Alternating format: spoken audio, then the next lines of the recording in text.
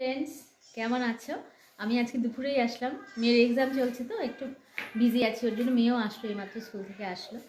তো এখন মেয়ের স্নানের জল বসালাম, গরম করছি। আর তারপরে মা একটু স্নান করে ঘুমিয়ে নিচ্ছে, খেতে দিব।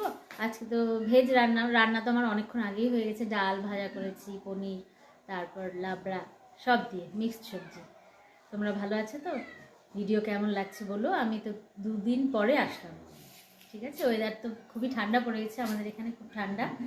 আর পূজা আজকে আমি দিইনি, আমার হাজবেন্ড পূজা দিয়ে গেছে। আর এগুলো তো ওদের মনে হয় খিদা পেয়ে গেছে, এরা খুব জ্বালাচ্ছে আমাকে, জ্বালিয়ে খাচ্ছে। ঠিক আছে, তাহলে আমি আবার পরে আসছি। ওকে, হাই, গুড ইভিনিং। কি করছো? আমি তো এখন কি করছি জানো, চা খেয়েছি, একবার লাল চা খেয়েছি, চা করেছি।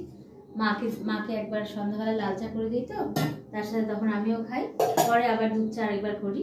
ঠিক আছে, তো আসলে কি সারাদিনই 24 ঘন্টা কাজ করে করে কেটে যায়, কখন চলে গেল। মা সেরকম কিছু করে না, আমাকেই করতে হয়।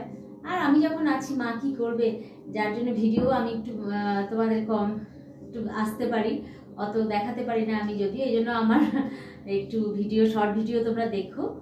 ওকে, তো তার মধ্যে মেয়েরও টেস্ট চলছে, একটু বিজি আছি।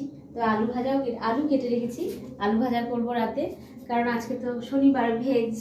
এই জন্য পনির আছে, সবজিও আছে, ডালও আছে। একটু আলু ভাজা ভালো লাগবে। মেয়ে তো রাত্রে ঘি বা মাখন ছাড়া খায় না, তো ওকে ঘি দিয়ে আলু ভাজা দিয়ে ভাত দেবো। হাই, আমি আবার আসলাম আমার চ্যানেলে। তো এখন টিভি দেখছি, রাতের কাজ করবো, ভাত করবো, বললাম তোমার আলু ভাজবো। তো আমি টাইম পাই না বলে আমি ভিডিওটা খুব শর্ট হয়ে যায় আমার, আমিও বুঝতে পারছি। ওকে, তো তোমরা ভালো থাকো খুব। কালকে আমি আবার আসবো, কালকে সানডে, কালকে অনেক গল্প হবে তোমার সাথে। ঠিক আছে, আর প্রচণ্ড ঠান্ডা লাগছে, মাও টিভি দেখছে শুয়ে শুয়ে, আর আমি বসে আছি টিভি দেখছি, আবার রান্নাঘরের কাজই করছি। ঠিক আছে, তাহলে আজকে থাক, কালকে আবার আসবো। Tata, good night.